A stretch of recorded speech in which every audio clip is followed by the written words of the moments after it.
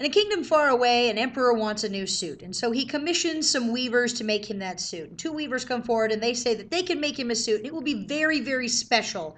This suit will be invisible to anybody who is unfit for their position, stupid, or incompetent. And so the emperor says, sure, he wants it. And so they build him a new suit. And when they bring it to him, he puts it on and he doesn't see anything at all, which, since there is no actual suit and he's naked, makes a lot of sense. But he's afraid to say that because then they'll think that he's incompetent, unfit for his position, or stupid. And the weavers are so very proud of themselves. And so instead, the emperor has a large parade, and he parades through the town. And as he's parading through town, a child cries out, but he isn't wearing anything at all. That child is a lot like our modern whistleblower. And the question is, so here's this child and he's telling the truth about the government, even though the government doesn't want to hear it. And our real question is, should that child get 2 to 5 years? Should that child be treated as a traitor? Or is it important that the emperor hear that he has no clothes? I mean, isn't it important for the community, and isn't it important for the emperor that the truth be revealed? This speech asks you to support the child, or in this case, that Americans should support a policy which provides national security whistleblowers with protections adequate to prevent retaliation and prosecution, and that the media be protected as they report on whistleblowers. In this speech, there are 3 points that I would like to make. The first is I would like to talk about the problems of our lack of protections for whistleblowers. Second, I would like to provide us with a public policy solution to help protect whistleblowers. And third, I will discuss why that plan of action, why that public policy will effectively protect them against retaliation and prosecution. First, let's talk about the lack of protections that whistleblowers face right now and why whistleblowers are so important. So, a whistleblower is a person that usually like an employee of a government agency or private corporation who reports to the public mismanagement, corruption, illegality, or some other sort of wrongdoing. And whistleblowing is an important part of democracy because the lifeblood of democracy is choices. And in order for us to make choices, we have to be an informed citizenry. So a whistleblower really makes us an informed citizen. And without them, secrecy and corruption, those are poisons to democracy because you can't have a knowledgeable citizenry making choices in corrupt secrecy. So, whistleblowing has a long history of being very important to us. Cecil Bach said that conflicts over secrecy are conflicts over power. Power comes through controlling the flow of information, and whistleblowing is a huge part about making sure the information is not held from us, preventing us from, basically being subject to wrongdoing. So federal employees are like watchdogs of government wrongdoing, and whistleblowing has exposed a lot of illegal and unethical government acts, such as the warrantless wiretaps of the Bush administration, such as waterboarding used by the CIA against suspected terrorists, such as the Abu Ghraib prisoner scandal, where, intent abuses were committed.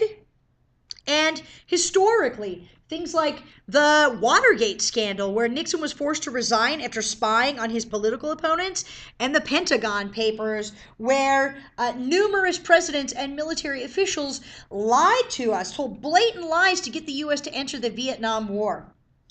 Whistleblowing advocates thought that they had a lifelong supporter in the case of Obama, and they had a lot of good reasons to think that. One is that he, as an attorney, supported whistleblowers, and as a senator, he supported whistleblowers, and even his presidential political campaign claimed to support whistleblowers. But unfortunately, that's not really what's happening now. Glenn Greenwald on July 2nd, the Washington Post argues that the Obama administration is establishing an unprecedented war on whistleblowers, making everybody petrified of coming forward with the information about what our political officials are doing in the dark that's deceit, illegal, and corrupt. Why? Why does Glenn Greenwald think that? Well, first, the president has been vigorously prosecuting any leaks in his administration. Obama started a program called the Insider Threat Program, which attempts to preempt future whistleblowers from speaking out. According to Jason Ditz on July 16, 2013 in the Huffington Post, by the way, a publication that typically supports Obama, The system encourages government workers to rat out coworkers that they suspect of being inclined to blow the whistle before the leaks are even attempted. The result clearly intimidates workers. Some examples of the Obama prosecutions are Edward Snowden. Edward Snowden will be prosecuted as a traitor if he ever, reemerges in the United States for revealing top secret surveillance programs. Snowden contends that PRISM, which is a big surveillance program, monitors U.S. citizens and potential terrorists' web data by giving government access to Microsoft, Yahoo, AOL, Facebook, Google, Apple, Paltalk, YouTube, and Skype. So as long as you've never used one of those programs, you're totally safe. By the way, you're using one right now. Anyways, basically we live in the panopticon. We are being constantly watched. Snowden said in an interview, you simply have to fall eventually under suspicion from somebody, even by like a wrong call, and then they can use the system to go back in time and scrutinize every decision you've ever made, every friend you've ever discussed something with, and attack you on the basis of deriving some sort of suspicion from an innocent life and painting anyone in the context of a wrongdoer. Also, other prosecutions include Thomas Tam, who's prosecuted for revealing Bush's warrantless wireless taps against American civilians, and John Kirikou, a former CIA analyst who revealed the use of waterboarding against torture suspects. So the result has really been a chilling effect on the media, because if the media comes through with these sources, then the Obama administration wants to know who the source is, and they're willing to prosecute anybody to get those sources. According to Michael Calderon and Matt Sledge on April 16th of 2013, America no longer feels like the land of the free press. Thomas Drake, former senior executive of the National Security Agency, says that it's extremely dangerous in America right now to be a whistleblower. Speaking truth to power is now a criminal act. So now that we've talked about why we need whistleblower protections and why they're under attack, which is the problem, let's talk about a solution, a plan of action. We need a whistleblower protection public policy. The first thing that we need to do is we need to stop threatening whistleblowers with the Espionage Act and get rid of the insider threat program, which is obviously a danger. Second, Obama needs to publicly praise a whistleblower. Obama has come out in favor of whistleblowing, but no particular whistleblower, which makes it hard to know what he considers an act of whistleblowing that is protected as opposed to an act of treason. Third, we need to amend the Whistleblower Protection Act, known as the WPA, to provide protection for national security whistleblowers. Those have currently been stripped or watered down by Obama's recent executive orders, which make national security exemptions to basically every Whistleblower Protection Act. And whistleblowers need protection, particularly if it's related to national security.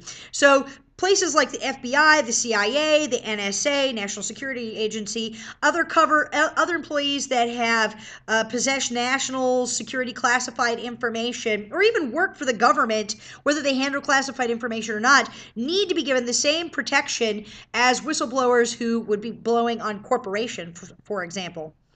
They need protection against retaliation, against prosecution, and the threat of revoking their security clearance, which functionally, by the way, equates to being fired when you work for the government.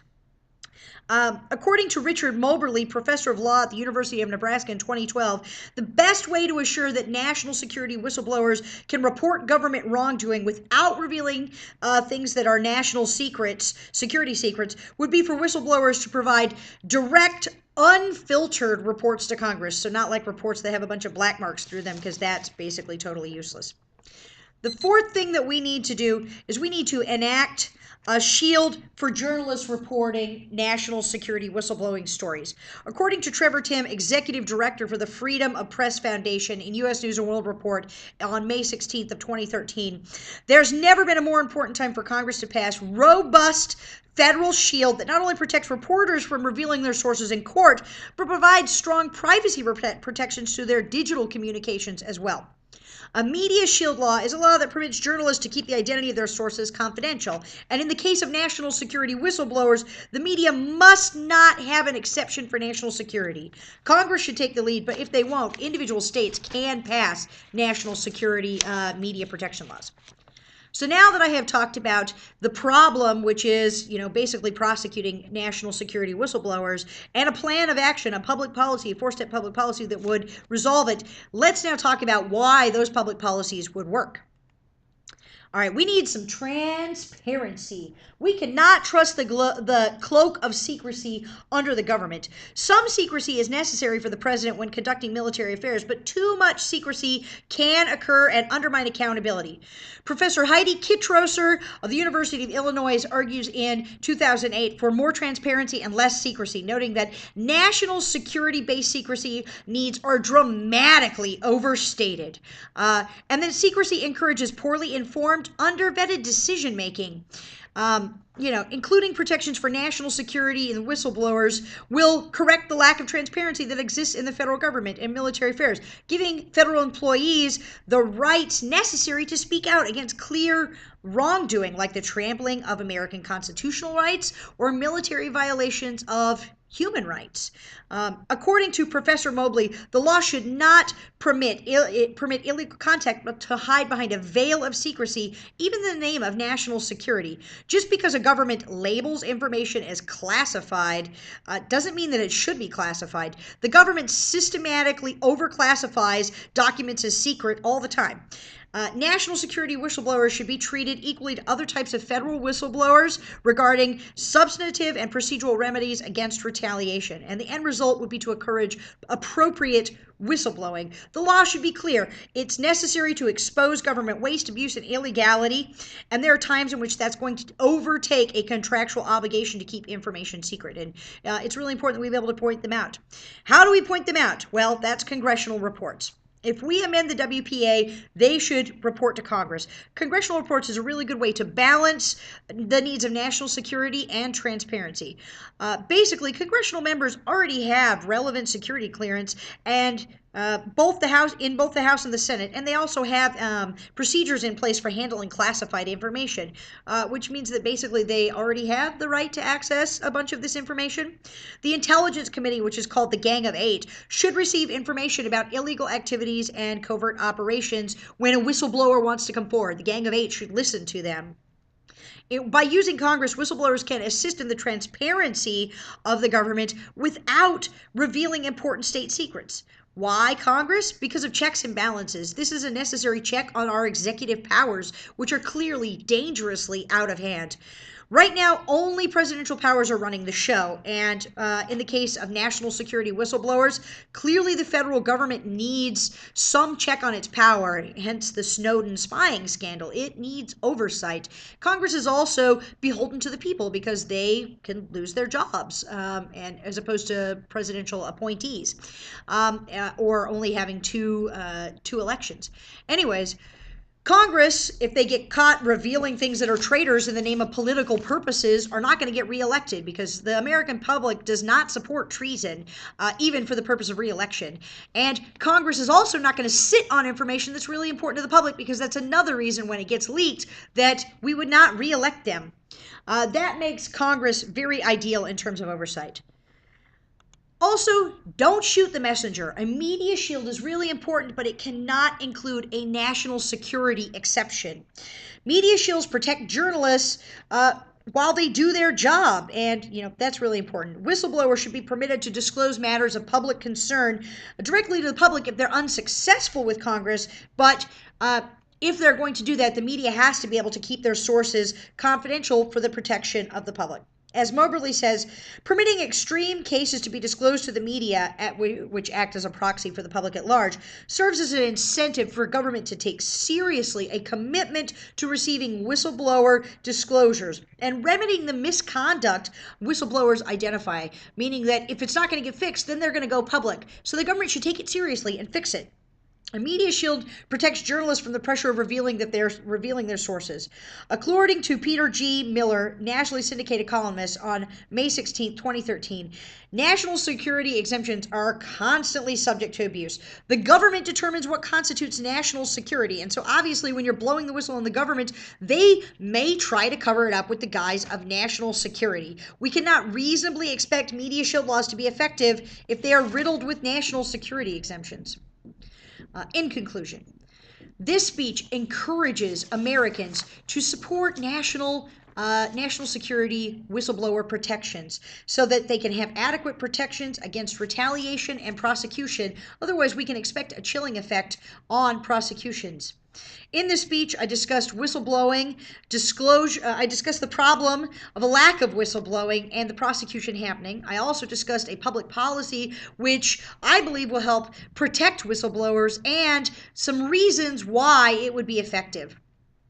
Now, look, it's important to say when the emperor has no clothes, because the emperor is walking naked through the square, and that's not just important to the emperor, who is obviously a fool, but it's also important to me, because I don't want to see that. And so we shouldn't prosecute the poor child for speaking truth to power when nobody else will speak it.